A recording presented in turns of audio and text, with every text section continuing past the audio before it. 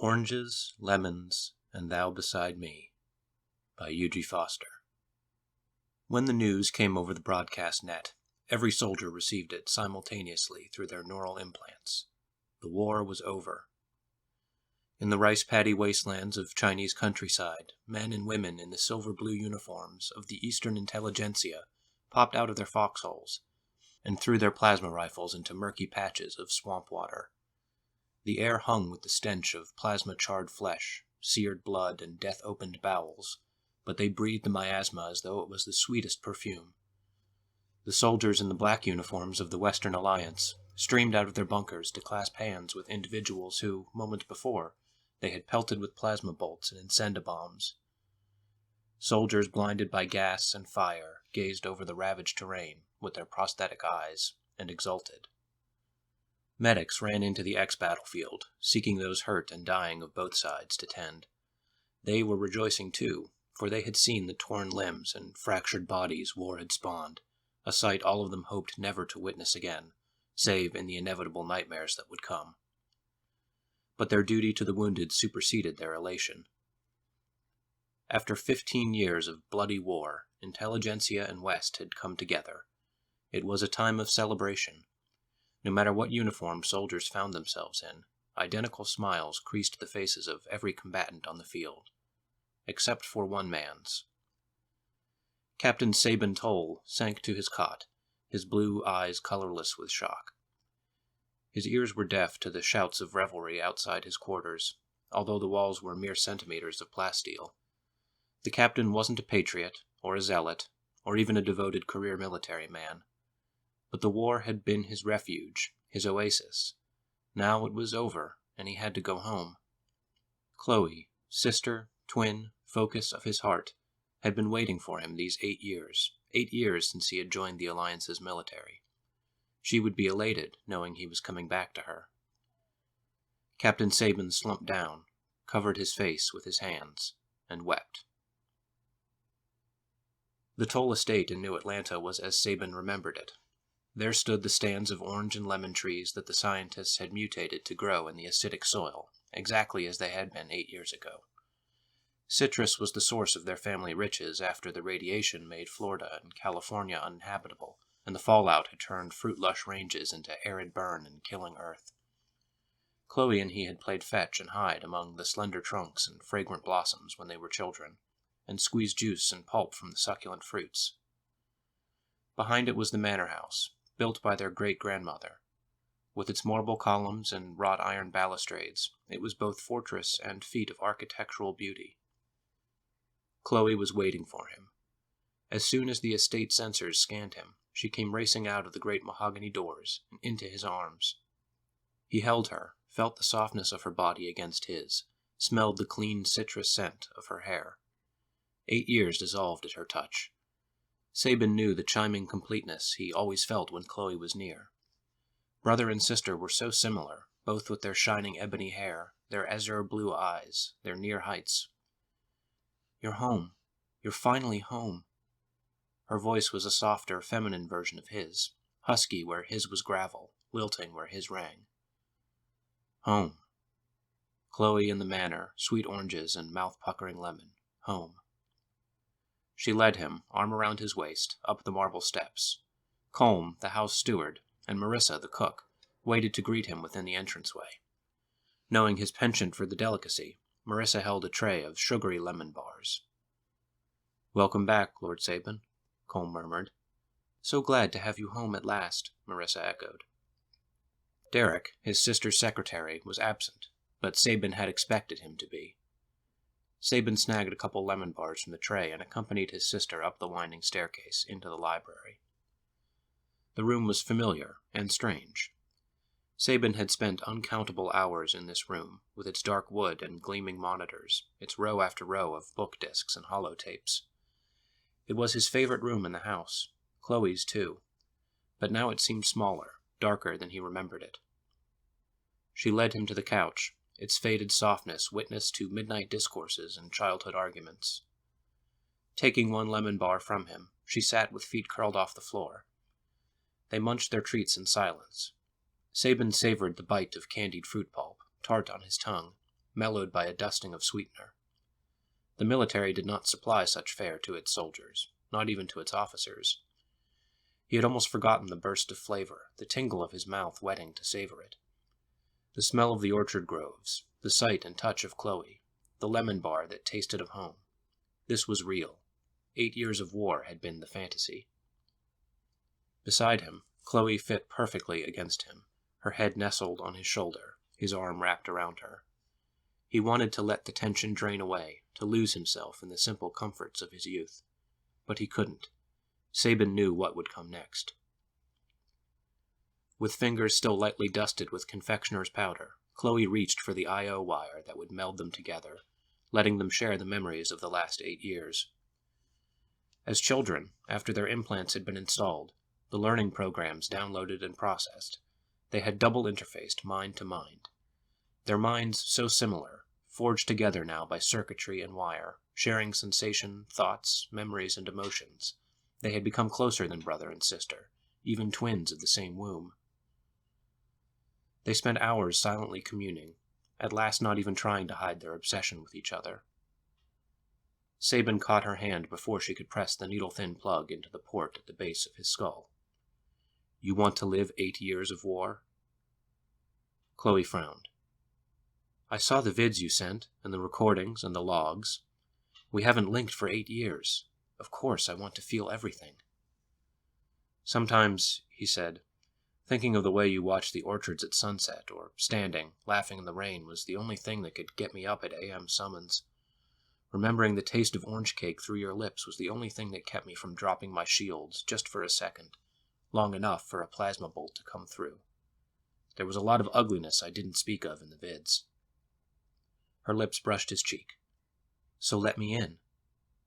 Sabin's arm convulsed around her, crushing her close. "I can't.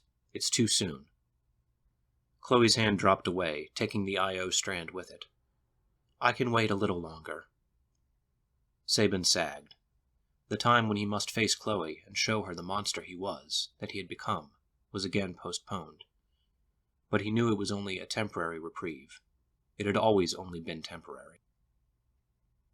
Sabin had hoped that the serenity of the manor house, paired with the exhaustion and turmoil of 8 years of slaughter and destruction, would have curbed his jealousy, blunted his fury. But seeing Derek again, it was as though none of the time had passed for either of them. The other man had strayed into the kitchen after dinner, perhaps looking for a late snack, while Sabin stood at the French windows, admiring the view of the citrus trees in the twilight. Their eyes met, hard blue and startled brown. Derek spun, fast as a cat, and dashed away. After a moment's hesitation, Sabin rushed after him. His soldier's body was harder and faster than Derek's. He caught him, grappled with him, and rode him crashing to the ground. Sabin pinned Derek, the secretary staring at him with frightened eyes. He unspooled his I.O. wire, a little thicker and less pliant than civilian issue, and rammed the point home into the other man's port. Derek's body shuddered as Sabin whirled, precise and sure, into his mind. Memory rocked both of them, this so like their first joining, after Sabin had caught Derek with Chloe in her bed. He had almost killed him then. Would have, his fingers curling around the secretary's throat, if Chloe hadn't wrenched him away. Seeing her naked and vulnerable, tears streaming from her eyes, had been terrifying.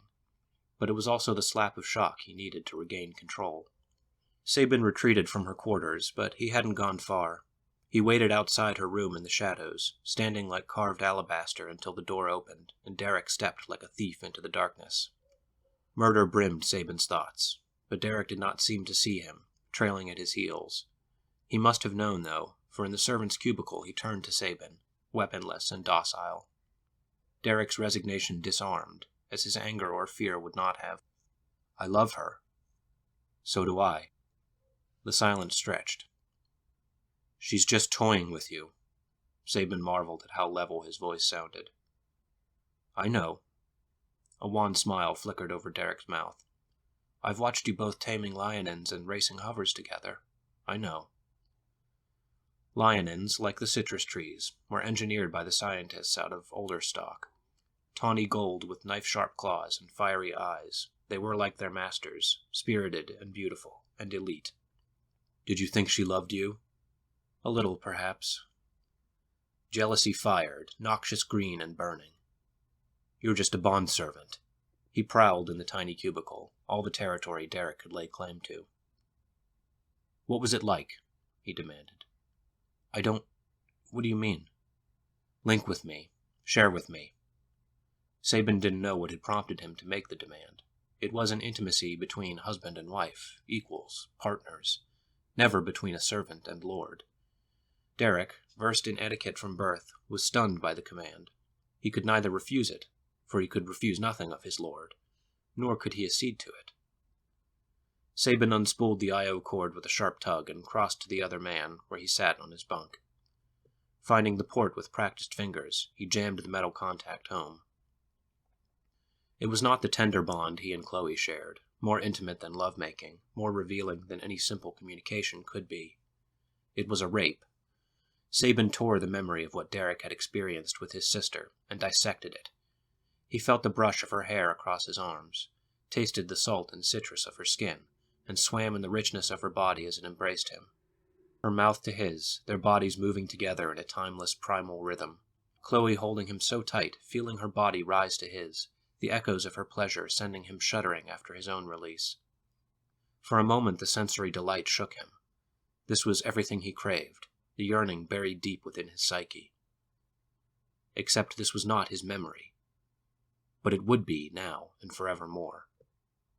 He ripped it from Derek's mind, through the thin I.O. wire that connected them, and wiped what had been cleaned from the raw wetware. Bleak and hating, he used his knowledge of programming and engineering, a privileged education, and crafted a harsh replacement. If Derek tried to touch Chloe again, he would be racked by surges of crippling agony. He left Derek unconscious on his bunk. The next day, Sabin left, burning with shame and despair, half hoping he would find his death in the war that raged with no apparent end. Chloe sent vids to him every day, begging him to return, and when it became clear he would not, she begged him to take care, to live through the war, to come back home to her. So he had, with a soldier's education, to layer the final veneer over his aristocrat's learning. The war taught that what a civilian ought not do, a soldier must. A soldier must kill. He must burn and raze fertile land, wield weapons of terrible chaos, and sometimes he must invade other soldiers' minds and steal their thoughts, their memories, their secrets. Sabin appreciated the irony of it when the military assigned him, because of his skills, to intelligence retrieval duties. They appointed him captain of a specialized troop of data harvesters. He knew other soldiers, behind his back, called his unit Mind Reapers, soldiers that did the taboo. They invaded the neural interfaces of others without invitation or welcome, taking what was withheld and leaving drooling husks in their wake. Now Sabin sampled Derek's fear, rolled the flavor of his quickening breath and the gallop of his pulse in his mind. He was adept at this, able to prolong the helpless terror in his victims, to better savor their capitulation. He probed for memories of Chloe, saw flashes of her sleepy, angry, worried, scenes he had missed while he fought across foreign landscapes. But Derek hadn't broken his lock. He had not touched Chloe, and when questioned by her, he remained tangibly mute. Sabin was reassured. He should have pulled out, but instead he lingered. First he triggered the bondservant's anxiety center, drew himself as the sole phobic terror of his existence. A gentle smile crossed Sabin's features when he felt the man's trembling quicken beneath him. With a practiced touch, he drew outlines of obsession over pathways of pleasure and humor, felt Derek's mind warp and buckle beneath his. It would be so easy to send the other man spinning into mania or fractured catatonia. But Sabin was meticulous with his ministrations. He was a master at this, an expert, and oh so careful. This was a release as engulfing and terrible as orgasm, the electric jolt of the conqueror, the primal ecstasy of power over another. It was one he relished in lieu of carnal voluptuaries, but it was as addictive as less esoteric vices. The soldiers had a name for that as well. Circ. There was a special ward that housed the circers in the medical bases, data harvesters that had gone mad from too many links, too many minds. He had seen men in his unit dragged away screaming and crazed, and once a lieutenant borne off glassy-eyed catatonic, as though his spirit had eluded the MPs, leaving only an empty shell for them to seize. By all rights, Sabin knew he should be caged there, caught in a stasis web and bound by tranks and psychotropics. But he had been talented at concealing his sickness, and the war had needed his skills and ruthlessness. He had not told Chloe, of course, and now she wanted to link with him. Would he be tempted to ransack her mind, to extract from her the faces and lovers she had taken while he was away? Of course he would. Chloe was his touchstone, his beloved. To see revulsion in her eyes, to feel it along the I.O. wire as their emotions melded, it would destroy him more surely than a plasma bolt to the heart. But Derek's mind was fertile ground. He was meat to be rent and used. When Sabin was finished, the other man lay shuddering beneath him. His eyes flickered beneath closed lids in a limping dream state. He would wake, not clearly recalling his abuse, but remembering it as a misty terrorscape. Sabin lifted the other man in his arms and carried him, gentle as a lover, to the servants' quarters. He removed the other man's clothing and laid him in his slender bed, pulling the covers around him. That night, Sabin slept the dreamless rest that the military psychologists had trained him to achieve, at peace and brimful of tranquility. The red-gold light of the sun washed over Sabin through the eclipsed glass. For a quick breath, he forgot where he was, expecting to open his eyes to plasteel walls and the luminous glow of fluorods. But the bed was too soft, not the rough edges and harsh touch of a military cot and blanket. And the clean perfume of orange blossoms filled his senses, not the burnt tang of charred flesh, or the chemical taste of recycled air. His door swung open, and Chloe burst into his room. It was her footsteps that had roused him. Still asleep? She looked like a butterfly in her pale blue house gown. The material was lightly translucent. It billowed around her as she bounced at the edge of his bed. "You used to wake up before me and bring a cup of coffee to rouse me. Then we'd go lion hunting, remember?" "Of course I remember." He sat up to return her embrace. She clung to his hand when he pulled away. "You didn't bring me coffee, though," he said. "Marissa has a grand breakfast waiting for you in the dining room." "Ah, then I should get up before she gets impatient." "Wait." Chloe reached for the I.O. wire, coiled at the base of his neural implant. "Share with me. I remember how I loved waking up to you with that mug of steaming coffee. I thought I'd never be able to show my joy to you again when you were gone. And we never got a chance to talk about what happened. Maybe now?" "No." Sabin shook her hand away. The hurt look on her face distressed him, but he put that aside as well. "It's still too soon." "How long do you need?" Chloe brought her fingertips to Sabin's face. "Why are you avoiding this? Surely you can share anything with me." He turned his head so his lips brushed her hand. "The war was bad. Worse than you could imagine." Chloe scowled and flung herself away from him. "I'm not a paper flower. You think I've just sat watching holotapes while you were gone? Since when have I needed protecting?" Sabin reached for her. "You know I don't think of you as a fragile, wilting thing. You couldn't be, having to deal with me growing up." As children, he had always urged her to match him in his recklessness, leaping wide chasms and climbing onto thin branches. And she, proudly defiant, had always flouted peril, never retreating from his challenges. She threaded her fingers through his. "Then why?" Sabin allowed a glimpse of the desolation he felt to leak from his eyes for a moment, long enough for her to see. "I can't." "For now," she replied. "But I will know what you're hiding from me." Chloe did not bring it up again that day, and riding with her around the estate in a hover, and chasing after the prides of wild lionins that roamed the acres of their estate, made him feel young, as though they were as they had always been, he the tender youth, and she the light of his heart. But as the sun paced across the sky, they grew awkward, and then silent. Dinner was a mournful meal, with conversation that stuttered and tripped over itself. It was with relief that Sabin excused himself to retreat to his chambers. How long could he hold this barrier between them? She sensed it, and it hurt her. That was more painful than any of the wounds he had suffered on the battlefield. But for now he wanted sleep. Blissful, dreamless oblivion. With practiced ease, he forced his restive body into a restorative trance. No dreams, no nightmares, just the void of unconsciousness. Sabin rested on a bed of frothy cotton. Around him, fluffs of white clouds billowed and flowed. The zest of oranges pricked his nose. It was a tangible sensation, cool as a sluice of ice water, sweet as a kiss. But it was wrong. This was a dream state, and he should not be dreaming of anything. Not cloud mist, and certainly not oranges. Out of the haze, Chloe emerged. The aroma of oranges was joined by the harsher nip of lemons. She wore a White House gown. It matched the foggy white of his dream setting, so it seemed her face and hands floated in nothingness. He felt, even in his state of stupor, the tingle of the I.O. linking him mind to mind. Chloe interfaced with him while he slept. His sleep self bolted up at the realization. "What are you doing? Get out!" She ignored his outburst and sat beside him, hovering on the thick white nothing. "I've dosed us both with a sleepy patch. We need to talk, and I can't think of a better way to do it than this."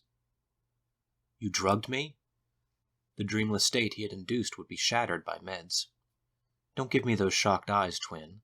Remember our 13th birthday when you slipped zippy pills in my drink?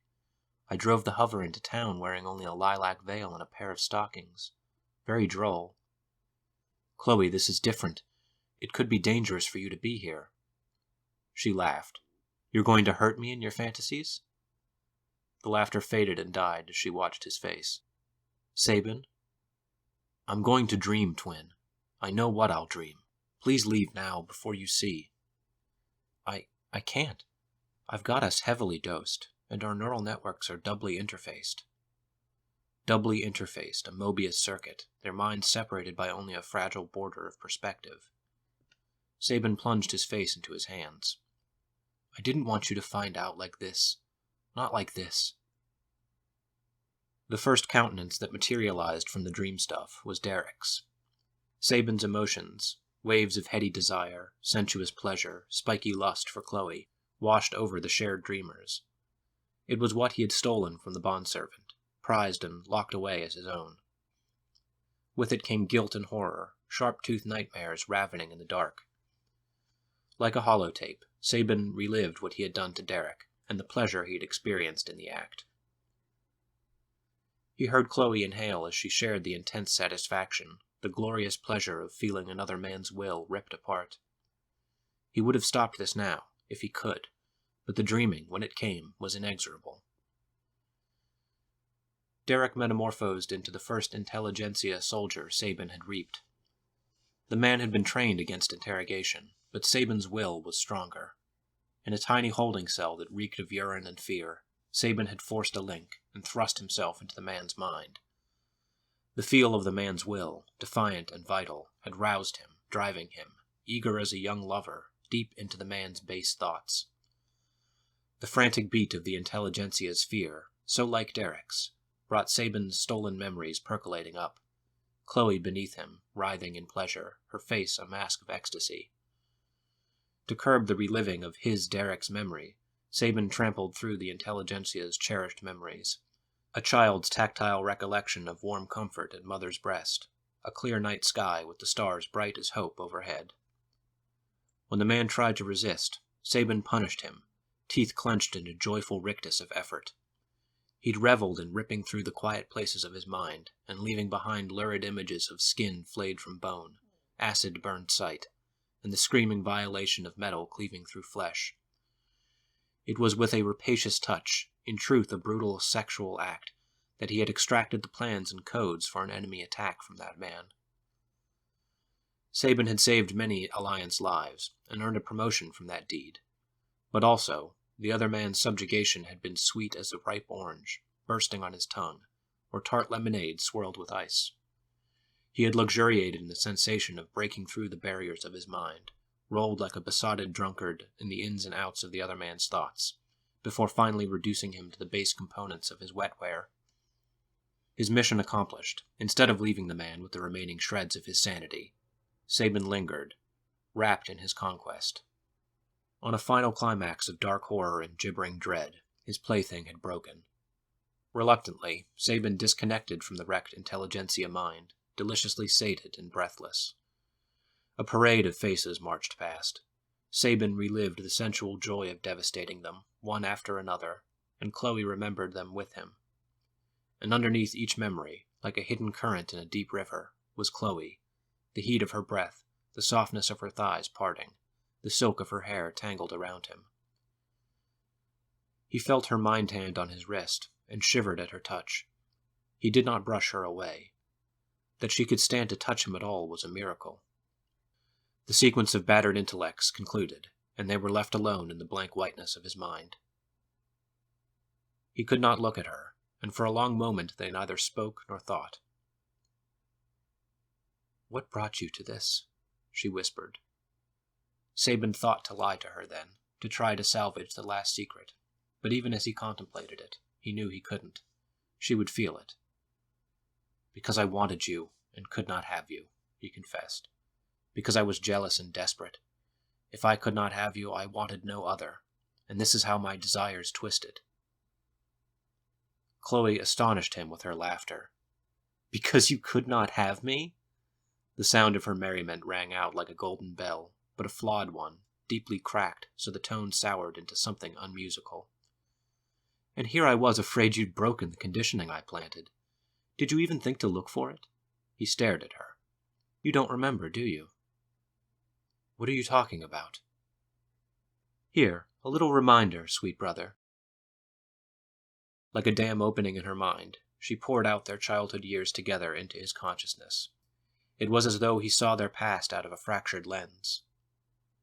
When they were young, it had been small, petty things. The burn of lemon spray to unguarded eyes, a dousing of pheromones to attract the stinging honeybees that guarded the orchard, wasabi powder in the morning coffee. Then it grew cleverer and more deadly. Razor shards of glass strewn across the floor, humiliating secrets published on the public net, a beloved lion and kitten eviscerated and staked out for the other to discover. Their childhood was a series of vicious pranks and cruel traps, the product of mutually fierce natures, doubled. Their entertainments had grown bloodier and more deadly, resulting in scars of the body and psyche, until one summer day, surrounded by the ripe zest of lemons, Sabin had pinioned Chloe to the warm earth. He injected a paralyzing agent through her veins and raped her as she lay in the dirt. It was a supreme act of domination. Her eyes, so like his own, had burned with impotent hate, even as her body shuddered in traitorous pleasure. And then her revenge. She showed him, the gloat in her thoughts cloying as her name, the masterstroke, when she had snuck into his chambers, maneuvering through a minefield of elegant traps and defensive snares, and forced a link. Chloe was his twin, body, heart, and mind. In all things, she was a reflection of his desires, his perverted thrills. She implanted adoration, jealousy, fawning love, even fiery lust into his psyche, for her, and then set in motion the events by which he would discover Derek in her chambers. Sabin shivered, caught between fury and loathing. The last 8 years of wartime and self-flagellation, all of it due to a cunning hoax. Every moment of it had been spent loving her, riddled by guilt for what he had done. Chloe laughed, and strangely, Sabin felt his own lips curve in a helpless marionette's response. "And now you're back, and still mine." Fury won out. "Bitch!" He howled his rage in both their minds. With the adroitness of much practice, he launched himself at the nexus of Chloe's consciousness. He burrowed to the pivot on which her mind revolved, what Freud had called id in his simple ignorance. But it was more. It was the frame of her personality and the pillars of her mind. He plucked at the pin, as he had done time and again with intelligentsia, strangers whom he had felt nothing for. The minds of soldiers had been military hardened, sometimes rigorously trained. Chloe only hated him. Startled, she fought back. Chloe was strong, and also privy to an aristocrat's education. She wrestled for dominion, but the battle was uneven from the start. Unversed in Reaper tactics, she did not strike at the axis of his will, but instead rushed at the metal of his personality and identity, dashing herself upon the inconsequential elements of his intellect. Sabin plucked away the pin and felt her will cave to his. Plunged out of his dreamscape and back into the flesh of reality, he reached up, through the haze of sleepy patch still clinging to his consciousness, and yanked free the I.O. cords locking him to her. Chloe's body spasmed as autonomic reflexes fired, thrummed, and failed. A thread of urine darkened her butterfly gown. Her eyes gazed sightlessly up. Sabin stared. He had seen much death. He knew what it looked like. But he hadn't intended to kill her. He wanted to punish, to destroy, to twist her mind until she was utterly his creature, as she had made him hers. But she had flown, escaped out the last door, and now was gone. He screamed his frustration. Or rather, he wanted to. His will sent the message, but his ears registered no outcry, his throat no strain. Instead he heard, "Hello, dear brother." The voice was Chloe's, but it hadn't issued from her slack mouth. He spun around, trying to locate the source. He heard her manic crystal-edged laughter around him. Her voice was there, inside his skull. "You may have had upgrades in 8 years of practice, twin," her voice was mocking. "But I have had 8 years of restlessness. I was so looking forward to your homecoming. You surprised me with all your fancy military tech, but you didn't expect me to be so ready to discard my body, did you?" Sabin began to hum. "But why not, when I've got such a fine one to go into?" she finished. It was a song from their childhood. He hadn't remembered it, nor was he trying to produce it now, but the notes issued from his lips. Except they were no longer his lips. They were hers. Her will, her actions, her body. All hers.